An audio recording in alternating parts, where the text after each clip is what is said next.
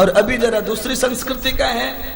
पहले केमिकल नहीं थे, पहले ये सब पहले भी था, ये सब जितने भी लिक्विड है पहले भी हमारी रानियां महारानियां सब लगाती थी श्रृंगार, क्योंकि 16 श्रृंगार तो वेद में है, 16 श्रृंगार तो राधी जी ने भी किए हैं और हमारे प्रभु को भी किए जाते हैं। और ये श्रृंगार में जो भी आता है वो सब पहले से ही है, पर पहले से ऐसा था कि जो श्रृंगार बॉडी पर लगाया जाता था उससे नेचुरल बॉडी सुंदर होती थी, और अभी बॉडी नेचुरल नहीं सुंदर होती, अननेचुरल सुंदर होती है। इतना अंतर आया है।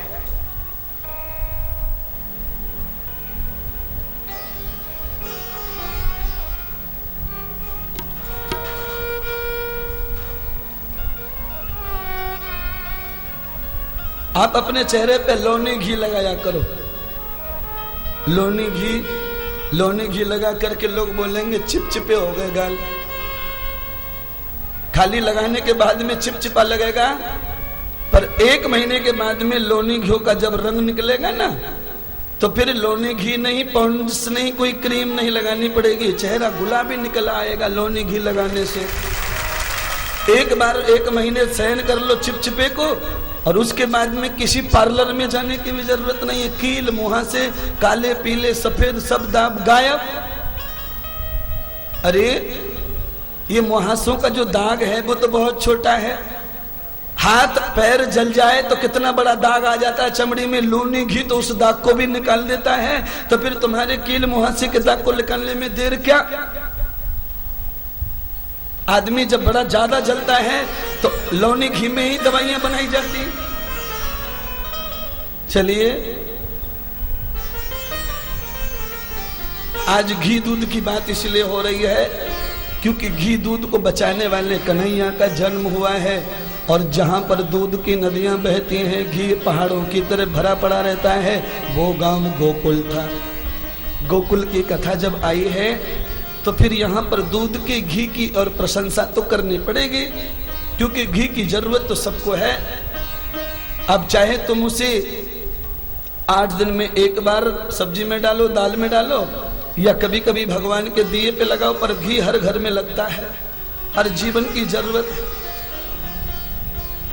आज भगवान शंकर पार्वती को इन बातों का व्यवहार समझाते हैं। पार्वती कहते ही हैं कि मुझे भी साथ ले चलो,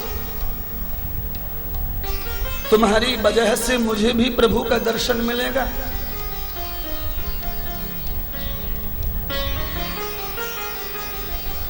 अब कान खोल के सुन लो पति पत्नी कथा को। भगवान सुखदेव जी राजा परीक्षित को कहते हैं पति और पत्नी सब जगह साथ जा सकते हैं, पर 2 जगह पर कोई किसी का साथ नहीं कर सकता। एक तो मृत्यु के समय कोई साथ नहीं आता, और एक भगवान से मिलने के लिए कोई साथ नहीं आ सकता।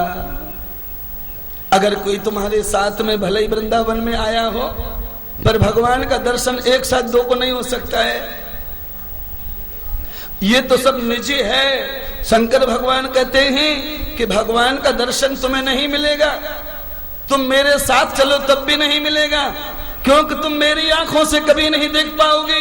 जो मेरी आंखों से देखेगा उसी को भगवान का दर्शन मिलेगा। अब आप ये कहेंगे कि शंकर की ऐसी कैसी आंखें? शंकर की आंख जो है वो सबको होती है, पर उस आंख को हम कभी यूज नहीं करते। शंकर भगवान का तुमने फोटो देखा है? हाँ, शंकर भगवान को अलग से एक आंख मिली है जो दूर से दिखती है उनके माथे में, और वो आंख सबको है। पर कितना है कि शंकर भगवान केवल उस आंख से ही देखते हैं, और हम कभी भी उस आंख को खोलते ही नहीं हैं। इसलिए सामने भी भगवान आ जाए तो भी ना दिखे। पार्वती को समझा जाए, पार्वती तुम ऐसा करो, इस बार मैं जाता हूं और जाकर के पूरा क्लियर कर लेता कि सही क्या है गलत क्या है। अगर भगवान सच में मुझे दर्शन देंगे और मेरे ही प्रभु ने अवतार लिया है, तो फिर मैं तुम्हें सहज ही दोबारा दर्शन करा के लाऊंगा। एक बार मैं अपने रूप में दर्शन करूंगा और दोबारा में मैं तुम्हारे रूप में दर्शन करूंगा, क्योंकि स्त्री पति का रूप नहीं ले सकती है और पति कभी भी स्त्री का रूप ले सकता है, ऐसा भागवत कह रही है।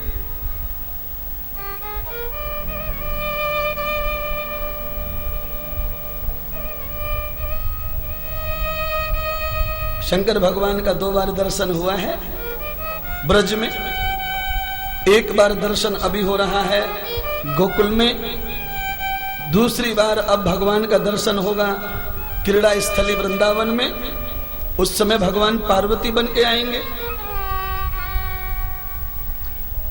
भगवान का आगमन हो गया गोकुल में। ग्वालवाल गोकुल की सीमाओं पर गाय चरा रहे थे। ग्वाल वालों ने पहली बार किसी ऐसे महात्मा को, बाबा को देखा।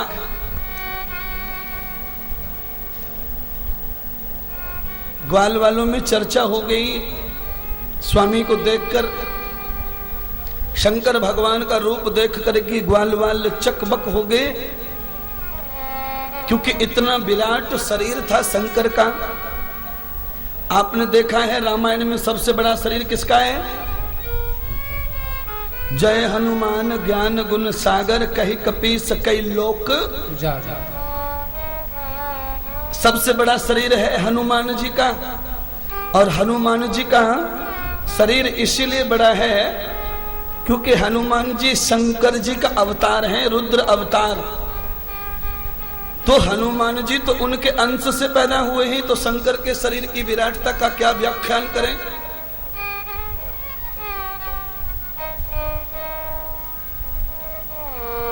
शरीर देखकर घबरा गए सब ग्वालवाल।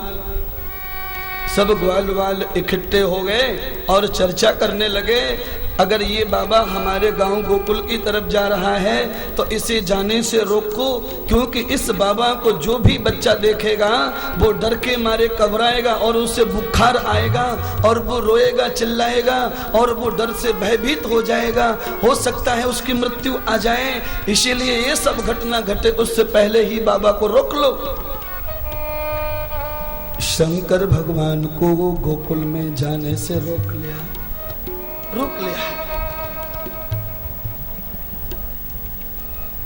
सभी ग्वाल वालों पे गाय चराने के लिए लठ लगा है, सबने काटी पकड़ी है हाथ में।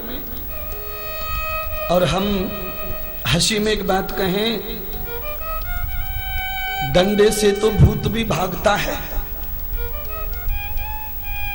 जितनी औरतों में भूत आया है, उस भूत को उतारने के लिए लात घूसे और डंडे का ही औषधि यूज करनी पड़ती है। आप इस दुनिया में कहीं भी भूत उतरवाने चले जाओ किसी भी बाबा के पास, आधा घंटा जब तक तुम्हें बराबर नहीं ठोकेगा पीटेगा तब तक तुम्हारा भूत उतरेगा नहीं।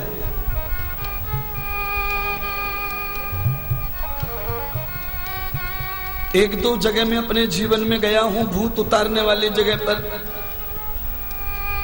यानी कि पति गुस्से में आ जाए तो भी इतना नहीं पीटेगा बीबी को, इतना तो बाबा प्यार में पीटता है। और बाबा पे पिटली पिट भी लेती है, और पिटने के बाद में जब थक जाती है तो पीछे से 501 रुपए दक्षिणा भी देती है, अगले महीने और पीटना। अगर पति को तुम 500 की जगह 100 ही दे तो तुम्हें हर रोज पीटे। हाँ? ताड़ना श्रियो गुणा लालना श्रियो दोषः।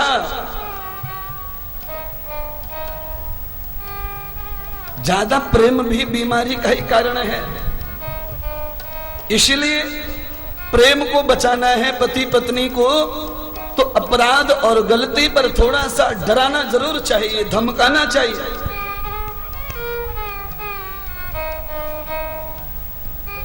अगर आप थोड़ा डराएंगे धमकाएंगे तो लाइन पर बात बनी रहती है। एक बार छोटे बच्चे को थोड़ा जोर से आप धमका दीजिए, आजीवन बच्चा उस चीज से इतना घबराया डरा रहता है कि फिर वो कभी कुकर्म नहीं करता।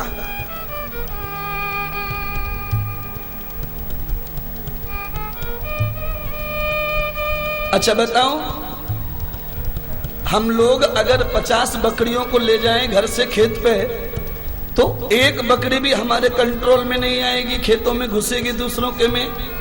और जो लोग रोज बकरी चराते हैं खेतों में, वो एक आदमी 3000 बकरी को सीधा ले जाता है। क्यों? क्योंकि उसने हर बकरी को अलग अलग इतना पीटा हुआ है कि उसके लंबे डंडे को देख के बकरी अपने आप ही घर से बाहर जाने के लिए खेत में इधर उधर जाती ही नहीं।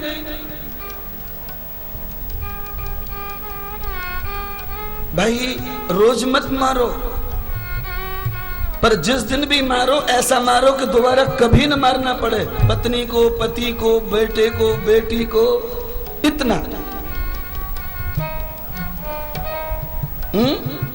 और तुम्हारा मारना कैसा है कि कहो तो तुम बच्चे के नाक पे घूसा मार दो कि हॉस्पिटल में ले जाना पड़े।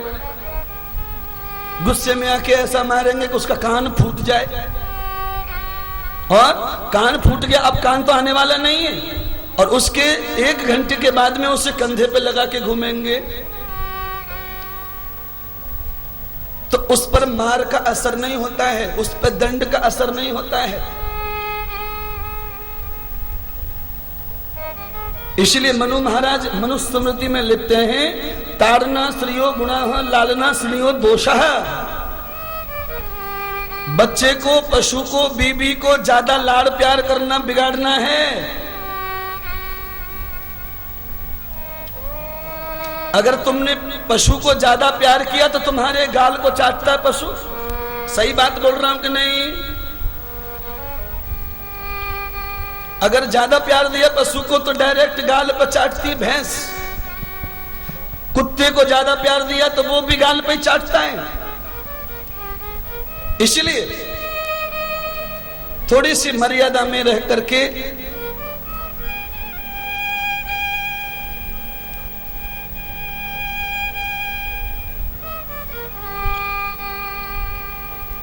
शंकर भगवान को ग्वाल वालों ने डरा दिया। दुनिया की कोई भी शक्ति किसी भी गांव में घुसने के लिए पहले गांव के किसी आदमी के साथ में संबंध बनाती है। चाहे कोई कितना भी बड़ा मंत्री हो, कोई बड़ा साधु हो, कोई बड़ा गुंडा हो, जब तक तुम्हारे गांव के किसी एक आदमी से कनेक्शन नहीं जोड़ेगा तब तक तुम्हारे गांव में आ सकता। शंकर भगवान चाहे कितने भी बड़े हैं, पर गोकुल में आना है तो उन्हें किसी से संबंध जोड़ना पड़ेगा। अभी संबंध नहीं है, इसलिए नए आदमी को गांव में एंट्री नहीं।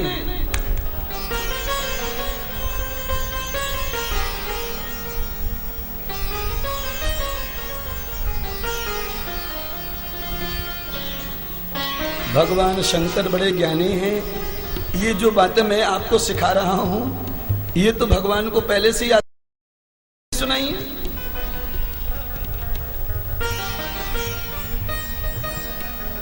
शंकर भगवान ने विचार किया कि अभी ये लोग मुझे नहीं जानते, बिना जाने अगर इन्होंने मेरे बारे में कुछ गलत सोच लिया है तो इनका कोई अपराध और दोष नहीं, क्योंकि बिन प्रतीत प्रीत नहीं हुई। जब तक किसी के गुण स्वभाव धर्म को नहीं जानते तब तक कोई हमारी इज्जत कैसे करे, सम्मान कैसे करे। युद्ध दुनिया में बाबा लोग, साधु संत आते जाते रहते हैं, पर उनका सम्मान करने के लिए उनका गुण का परिचय होना चाहिए, उनके स्वभाव का परिचय होना चाहिए। आप देखो वृंदावन में बाहर के रोड पे जाओ, साधु बाबा निकलते रहते दिन भर, कोई किसी को प्रणाम नहीं करता, नमस्कार नहीं करता, क्योंकि जब वो साधु के बारे में पता ही नहीं है तो घूमते रहते दुनिया है। और जिस साधु का गुण धर्म मालूम पड़ गया वहां पर सब लोग नमस्कार करते, प्रणाम करते, सेवा करते, प्रेम करते, अनुराग करते। शंकर भगवान भी बाबा बन के आए हैं, पता नहीं गोकुलवासियों को, इसलिए लठ लेकर आए और रोका, रुको, कहां जा रहे हो और कहां से आए हो, क्या नाम है तुम्हारा? बाबा ने कहा मेरा नाम है भोले बाबा। ये गोकुल के बाबा भोले बाबा। क्योंकि चाहे तुम अंदर से कितने भी बड़े डकैत रहो, पर तुमने अगर ये भगवा कपड़ा पहना है तो लोगों को बताने के लिए तो भोले बने रहो।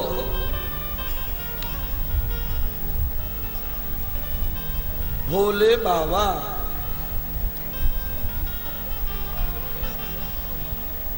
ग्वाल वालों ने कहा नाम तो समझ में आ गया कि तुम्हारा नाम भोले बाबा है, पर तुम कहां से आए हो? तो कहा मैं बहुत दूर से अर्थात कैलाश पर्वत से आया हूं, और मैं पैदल पैदल आया हूं। जा कहां रहे हो? तो कहा कि मैं गोकुल नाम के गांव जा रहा हूं, वहां पर यशोदा और नंद के घर में मेरे भगवान ने मानव अवतार लिया है, मैं उनका दर्शन करना चाहता हूं। बाबा सुनिए, आपको आने के लिए धन्यवाद, पर यहाँ से गोकुल जाने में आपको जो तकलीफ होगी वो तकलीफ आपको ना हो, इसीलिए हम आपको संदेश दे रहे हैं। गोकुल में लाला का दर्शन करने के लिए 2 दिन के बाद आना पड़ेगा आपको, क्योंकि अभी 2 दिन बाबा का लाला का दर्शन बंद हो गया है। वारे हिंदू संस्कृति तेरा क्या कहना। जो हिंदू संस्कृति को पूरा अपना ले तो उस घर में झगड़ा, बीमारी, रोग, विनाश, कुबुद्धि, निर्बुद्धि, दुराचार आ ही सकता नहीं।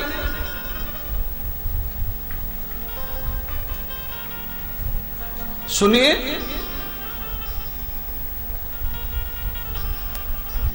हमारे घर में जब बच्चा होता है तो हमारा आयुर्वेद अर्थात हमारा अथर्ववेद ये कहता है कि जिस घर में बच्चे ने जन्म लिया है उस घर में बच्चे जन्म देने वाली माँ और बच्चे को जब तक 3 बार स्नान ना हो जाए तब तक बच्चे को और औरत को एक कमरे से दूसरे कमरे में भी नहीं लाया जाना चाहिए। तो ग्वाल वालों ने कहा सुनो बाबा, हमारे लाला को 2 दिन के बाद में नहान अर्थात उनका स्नान होगा, और स्नान के बाद 6वें दिन लाला की छठी का पूजन होगा। जब लाला की छठी का पूजन होगा तब लाला आंगन में आएंगे, और जब लाला आंगन में आएंगे तो दूसरे गांव के लोगों को लाला का दर्शन मिलेगा। तब तक लाला का दर्शन काहू को है वे बारो।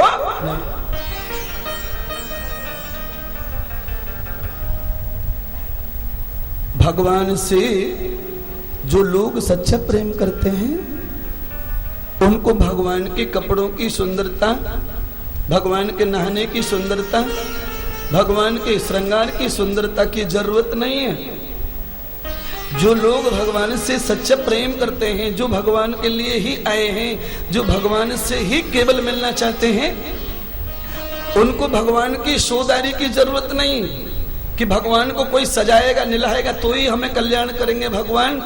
शंकर भगवान ने कहा देखो, तुम्हारे लाला का स्नान चाहे कल हो या 10 दिन बाद हो, मुझे कुछ फर्क नहीं पड़ता,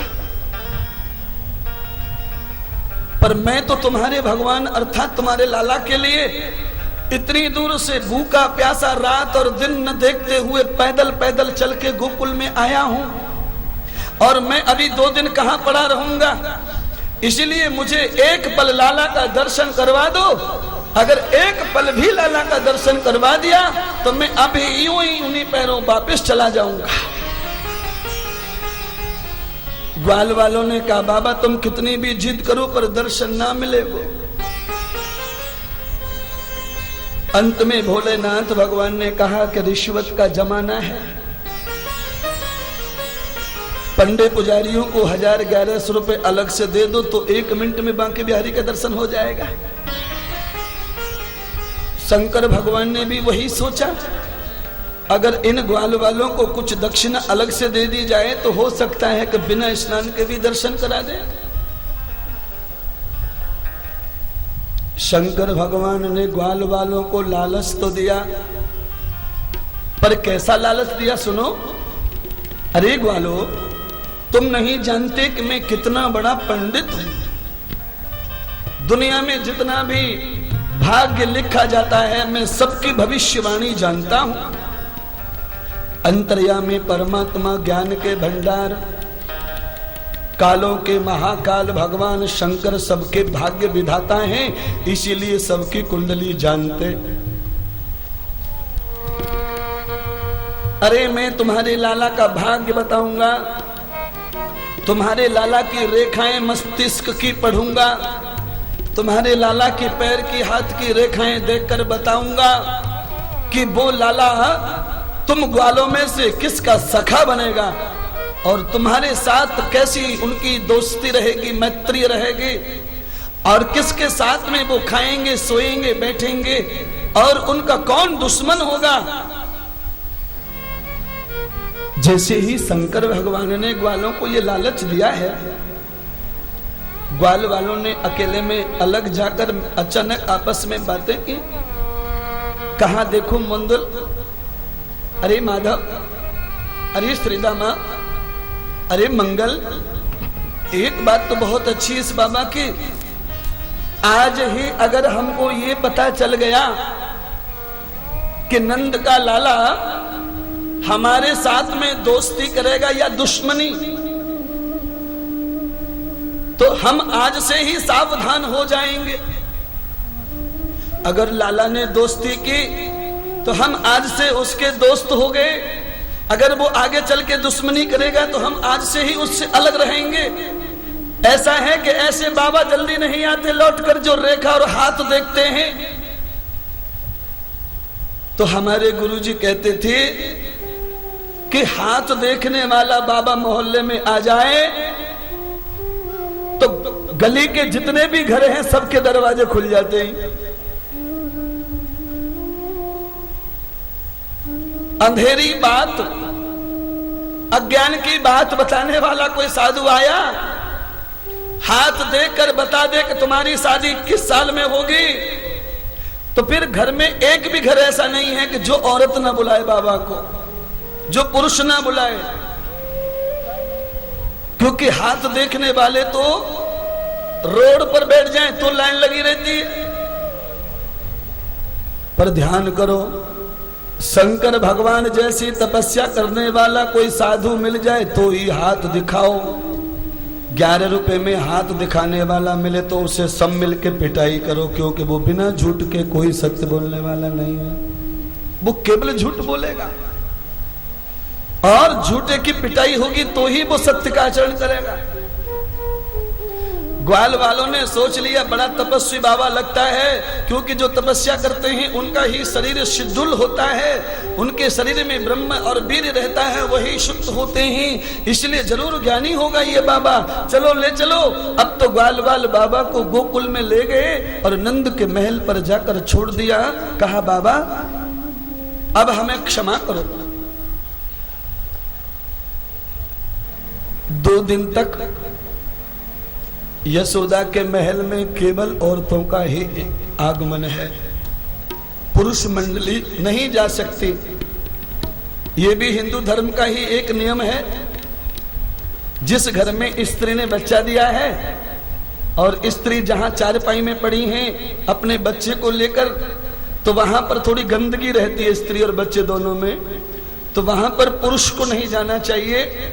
इसीलिए वहां स्त्री के लिए कहा है कि वही पानी पिलाओ, वही दूध चाहे पिलाओ, वहां पुरुष न जाए, क्योंकि संस्कृति तो हिंदू धर्म की ये कहती है कि 4 दिन स्त्री को जब प्रसव आता है उस समय भी स्त्री का स्वरूप न देखें, उस समय स्त्री का दर्शन न करें, उस समय स्त्री की परछाई पुरुष पे न पड़े। अगर उस मासिक धर्म में स्त्री की परछाई पुरुष पे पड़ती है तो पुरुष जो होता है वो वीर से कमजोर, अर्थात उसकी उम्र कम हो जाती है और वो जल्दी रोगी बन जाता है। इसीलिए गृहस्थी लोग जल्दी बीमार पड़ते हैं, क्योंकि इनकी स्त्रियां महीने का धर्म पालती हैं, घर छोड़ के कहीं जाती नहीं, ये पुरुषों को बना के खिलाती हैं। इसीलिए इनके जो पुरुष लोग हैं वो जल्दी से बूढ़े हो जाते, कमजोर हो जाते हैं। इसीलिए ध्यान रखें, हमारा हिंदू संस्कृति, आयुर्वेद, अथर्ववेद, दुनिया की संस्कृति ये कहती है कि जब हमारे शरीर में प्रसव हो तब हमें अपने चाहने वालों से दूर रहना चाहिए।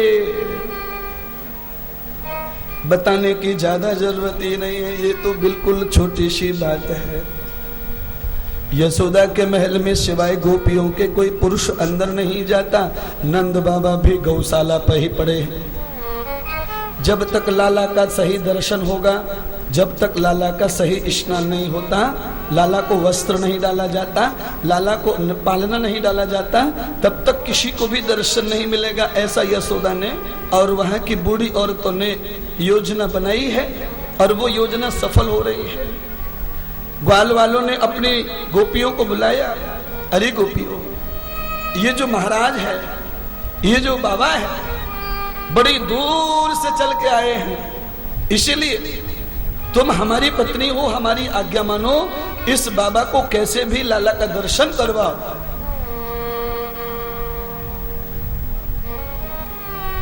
गोपियों ने कहा ठीक है पतिदेव, हम आपकी आज्ञा तो नहीं तोड़ सकते, पर यशोदा मैया की आज्ञा भी नहीं तोड़ सकते, क्योंकि यशोदा मैया ने विश्वास हमारे ऊपर रखा है। हम उनके लाला का पालन पोषण कर रही हैं, और कोई आदमी अगर हमारे ऊपर भरोसा करे तो उसका भरोसा कभी नहीं तोड़े। आज तो गोपियों ने जाकर यशोदा मैया को कहा, मैया दरवाजे पर एक बाबा जी आए हैं। मैया ने कहा अच्छी बात, हमारे द्वार पर कोई साधु आया है, इससे अच्छी बात और क्या। जाओ अंदर वाले कमरे में जहां मैं पहले सोया करती थी, वहां पर बहुत सारे सोने और चांदी के रुपए रखे हैं, उनमें से एक थाल में सोना और चांदी के रुपए ला करके बाबा को दान कर दो, क्योंकि ये बाबा बाकी रह गया होगा, सुन के आया है। दूसरे बाबाओं ने कहा होगा यशोदा के घर दक्षिणा बांटी जा रही है, और जहां पर रुपया बढ़ता है वहां साधु संत तो आया ही करते हैं।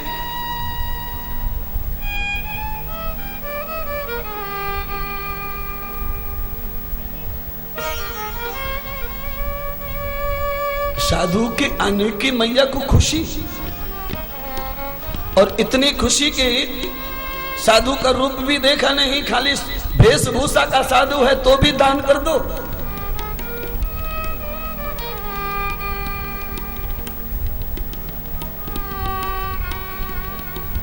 क्योंकि वेशभूषा पहनना भी बहुत कठिन है। चाहे आप साधु धर्म पालो मत पालो, चाहे आप सन्यासी धर्म मत पालो, पर साधु सन्यासी के कपड़े में रहना भी बहुत कठिन है। कई लोग मेरे साथ हमेशा रहते, 24 घंटे मेरी सेवा करते। कभी कभी मैं हाथ जोड़ के पैर पड़ के कहता हूं, भाई कभी कभी तुम ऐसे कपड़े भी पहन लिया करो पूजा पाठ में। अरे तुम गुरुजी की गाड़ी में घूमते हो तो तुम्हें कम से कम ऐसे कपड़े पहन लेने चाहिए। तो फिर वो बहुत टेंशन में आते हैं वो कपड़े के लिए। वो तो मुझे पता है कि वो कपड़े पहन करके भी साधु नहीं बन सकते, पर ये कपड़े पहनने के लिए भी हाथी जैसी ताकत लगती है। और उसके बाद फिर इसका नियम पालने में, साधु का नियम पालने में तो सारे जगत की ताकत एक तरफ और अकेले साधु की एक तरफ।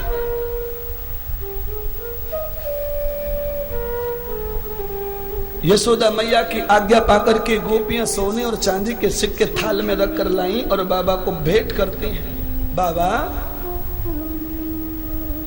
ये दक्षिणा ग्रहण करो।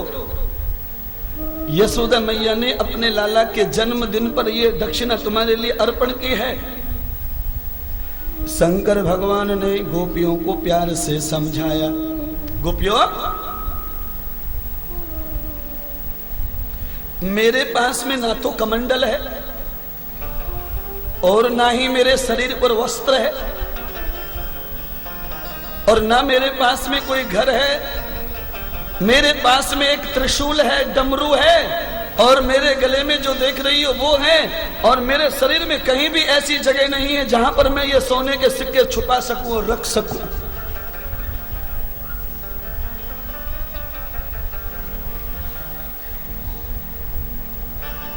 गोपियों ने जाकर यशोदा से कहा, मैया वो बाबा जो आए हैं दरवाजे पर वो तुम्हारी दक्षिणा नहीं ले रहे।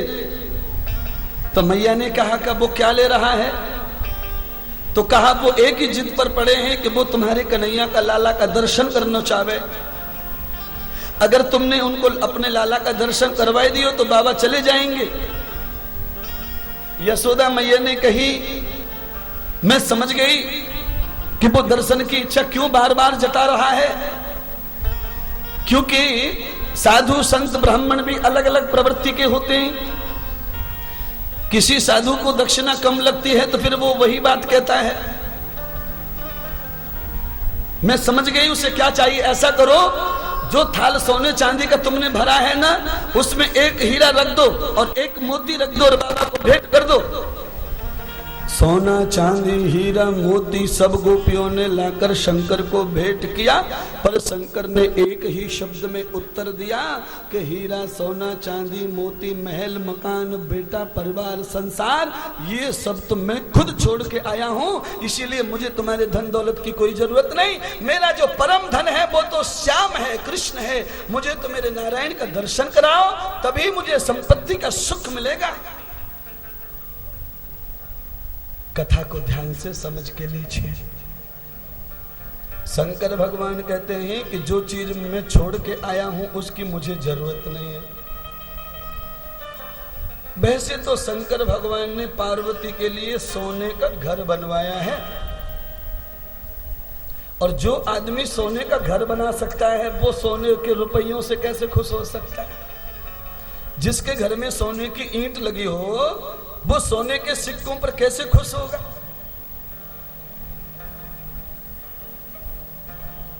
कान खोल के सुन लीजिए, बांके बिहारी के मंदिर में सोना चांदी हीरा मोती घर परिवार बेटा बेटी फैल पास नौकरी खेती बाड़ी व्यापार ये सब कुछ भी साथ में मत ले जाओ, और ये वहां जा करके भगवान के सामने प्रस्तुत भी मत करो, क्योंकि शंकर भगवान इस बात की इजाजत नहीं देते।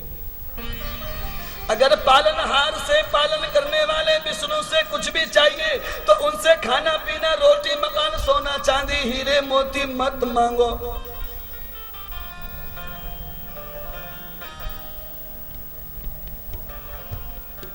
यशोदा मैया ने कहा, तनक मैं भी तो देखूं ऐसा कैसा वावा है,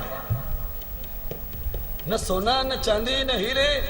इस जगत में ऐसे साधु संत भी कहां हैं छुपे जो सोना चांदी भी ठोकर मार रहे हैं। बाबा की सूरत देखने के लिए यशोदा मैया अंदर घर में से खिड़की में से खोल कर देख रही है, तो बाबा की जैसे ही दर्शन मैया यशोदा ने लिया है तो मैया यशोदा की आंख बंद हुई है और चक्कर खाकर खटिया पर गिर पड़ी है।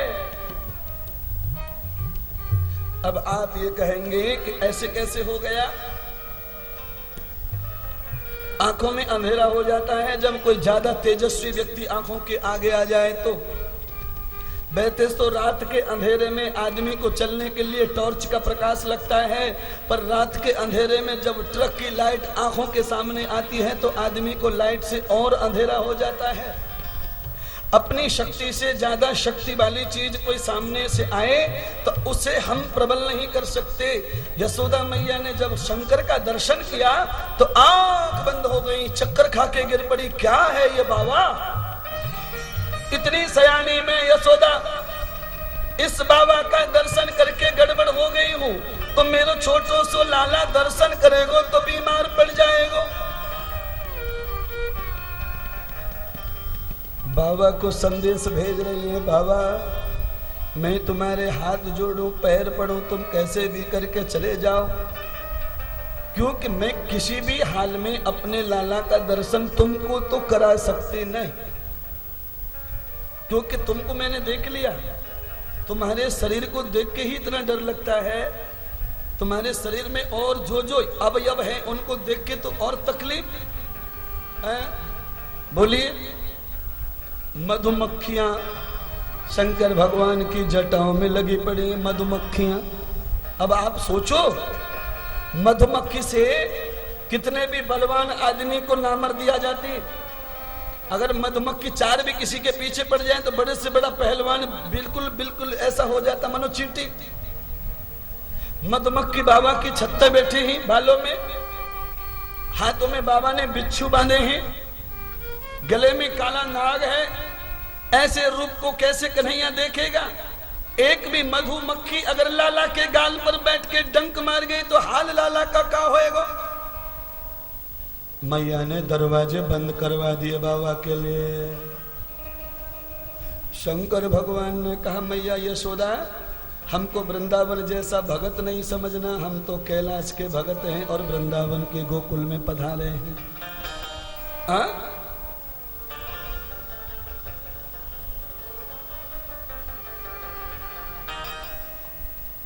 हम हटेंगे नहीं। हमें अगर बांके बिहारी ने दर्शन नहीं दिया तो हम यही प्राण दे देंगे। शंकर भगवान ने यशोदा मैया के महल से पायरी से पैर नीचे कर लिया। एक बात और कहना चाहता हूं, घर के सामने जो गली होती है, घर के सामने जो रास्ता होता है, वो किसी के बाप का नहीं होता है। तो शंकर भगवान ने यशोदा को कह दिया कि तेरे घर में से तू डंडे दे के भगाएगी, लात मार के भगाएगी, चलेगा तेरा, पर तेरे घर के सामने जो रोड है उसके ऊपर अगर हमने आसन डाल लिया तो तेरे बाप का नहीं है, कोई हटा नहीं सकता हमको। शंकर भगवान ने घर के सामने आसन डाल लिया और त्रिशूल गाड़ दिया। तो एक बात और कान खोल के सुन लो, ये बाबा लोग गांव के बाहर जहां भी त्रिशूल गाड़ देते हैं वहीं मंदिर बना के पीछा छोड़ते, इनकी आदत है ये। किसी भी बाबा को देख लो, अगर इसने त्रिशूल गाड़ दिया तो अब ये यहां से जाने वाला नहीं है। शंकर भगवान ने त्रिशूल गाड़ दिया मैया यशोदा के घर के सामने। अब घर की सीढ़ियों पे पैर नहीं है, अब तो रास्ते में है। मैया बहुत क्रोधी हो रही है, अकुला रही है, क्रोध में तंतना रही है। अब पर करे तो करे क्या? मेरे घर की पायरी पर अर्थात सीढ़ी पर होता तो मैं बराबर इसे समझा देती, पर शंकर पहले से ही चतुर, जल्दी से उतर गए नीचे रोड पे।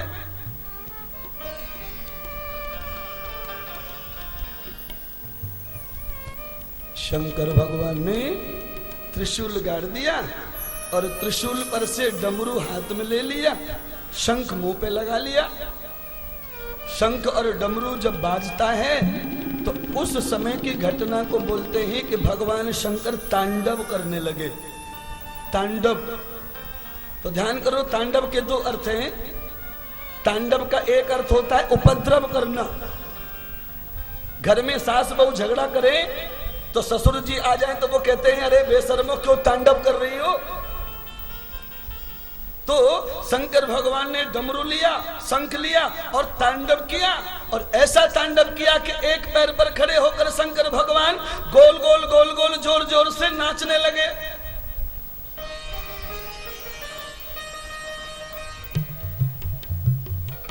इधर भगवान तांडव कर रहे हैं और उधर बाल कृष्ण भगवान पालने में तांडव कर रहे हैं।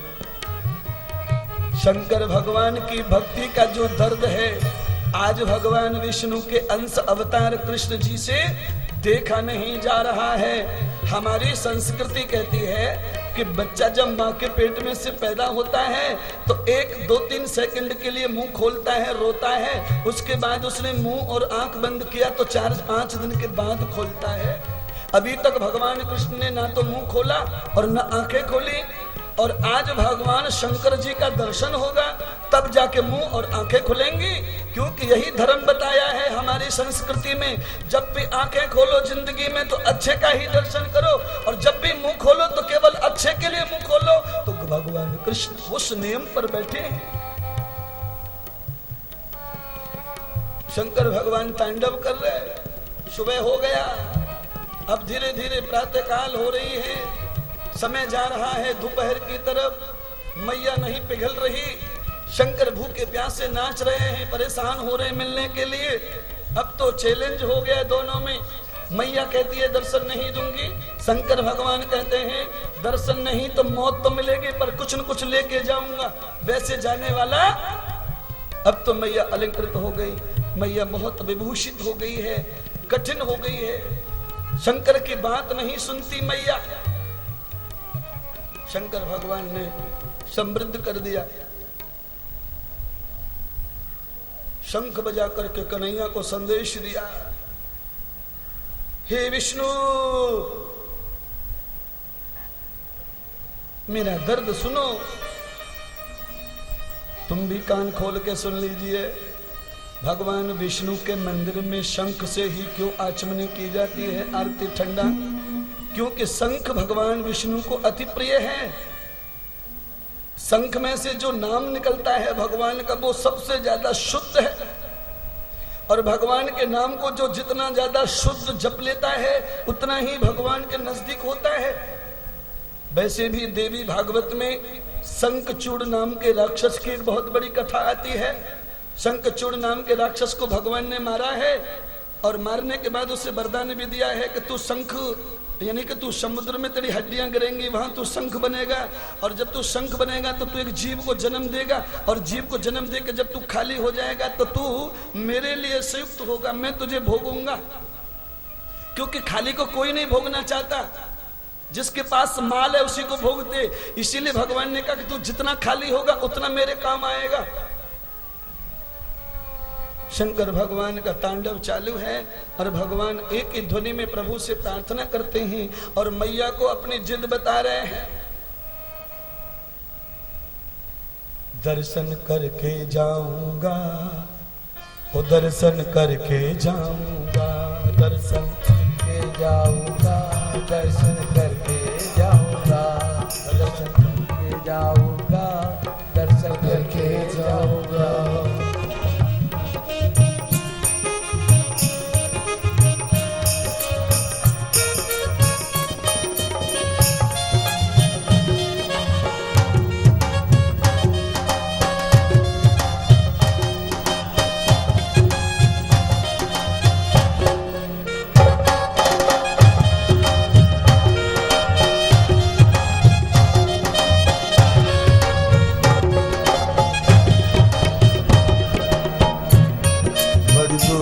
आया हूँ दर्शन करके जाऊंगा, बड़ी दूर से आया हूँ दर्शन करके जाऊंगा, दर्शन करके जाऊंगा, नहीं मैं मर के जाऊंगा, दर्शन करके जाऊंगा, नहीं मैं मर के जाऊंगा, दर्शन करने आया हूँ दर्शन करके जाऊंगा, दर्शन करने आया हूँ दर्शन करके जाऊंगा,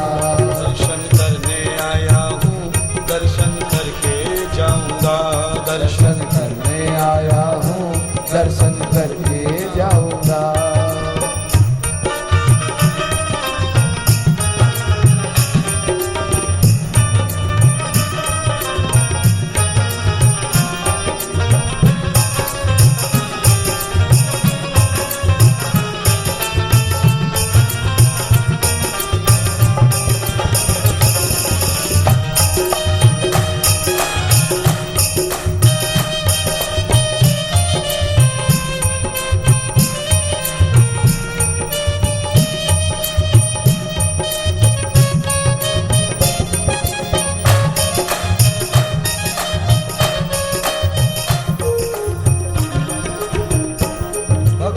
संकल्प है,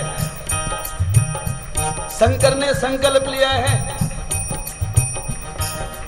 ये नेदम भूतम भविष्यत परग्रहीतम अमृतेन सर्वम, ये न यज्ञस्तायते शब्द होता तन्मे मनः शिव संकल्पमस्तु। मेरा सर्वस्व चला जाए पर मैं अपने संकल्प में झूठा नहीं पड़ूंगा। अगर मैंने लाला का दर्शन नहीं लिया तो पार्वती को कैसे मुंह दिखाऊंगा।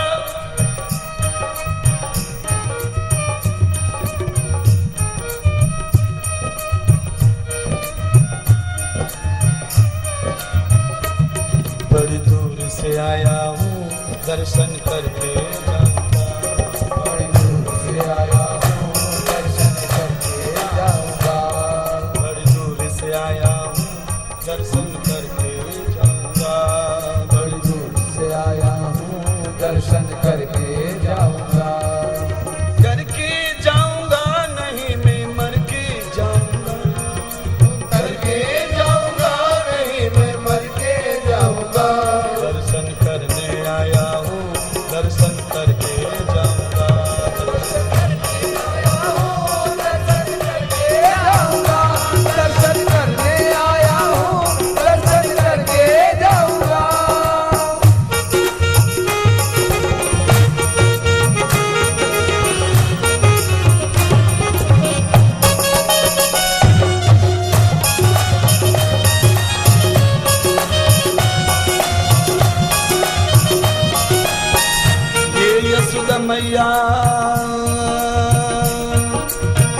दर्शन करा दे अपने लाल का, अपने लाल का। मैया दर्शन करा दे अपने लाल का, अपने लाल का। क्यों? वो झोली खाली लाया हूँ, वो झोली खाली लाया हूँ, उस भर के जाऊंगा। वो झोली लाया हूँ, झोली भर के जाऊंगा। वो झोली खाली लाया हूँ, झोली भर के जाऊंगा। वो झोली खाली लाया हूँ, झोली भर के जाऊंगा। झोली खाली लाया हूँ, झोली भर के जाऊंगा। झोली भर के जाऊंगा, झोली भर के जाऊंगा। झोली भर के जाऊंगा, झोली भर के जाऊंगा। हाँ भर के जाऊंगा, नहीं मैं मर के जाऊंगा। वो भर के जाऊंगा, नहीं मैं मर के जाऊंगा। करने आया हूँ, दर्शन करके जाऊंगा। दर्शन करने आया हूँ, दर्शन करके जाऊंगा। दर्शन करने आया हूँ, दर्शन करके जाऊंगा। देखिए, तांडव शरीर से होता है पर बिना मंत्र के तांडव नहीं होता शंकर भगवान का। इसलिए शरीर से कुछ भी करो पर तुम्हारा मंत्र चलना चाहिए। मंत्र मुख से मंत्र लीजिए और हाथ शरीर से तांडव करिए। सारा का सारा तुम्हारा जो पिंड है वो अंड बन जाए तब तांडव होता है, क्योंकि अंड से ही कुछ भी पैदा होता है। जब तक अंड नहीं तब तक कुछ नहीं। हाथ ऊपर करिए तब तांडव होगा। ओम नमः शिवाय, ओम नमः शिवाय, नमः शिवाय, ओम नमः शिवाय। हर हर शंभो नमः शिवाय, हर हर शंभो नमः शिवाय। हर हर भोले नमः शिवाय, हर हर भोले नमः शिवाय। हर हर भोले नमः शिवाय, हर हर भोले नमः शिवाय। हर हर शंभो नमः शिवाय, नमः शिवाय, नमः शिवाय। हर हर भोले नमः शिवाय, हर हर भोले नमः शिवाय। हर हर भोले नमः शिवाय, हर हर भोले नमः शिवाय। आनंद के साथ आधे लोगों के हाथ नीचे आधे ऊपर, ये अपराध है।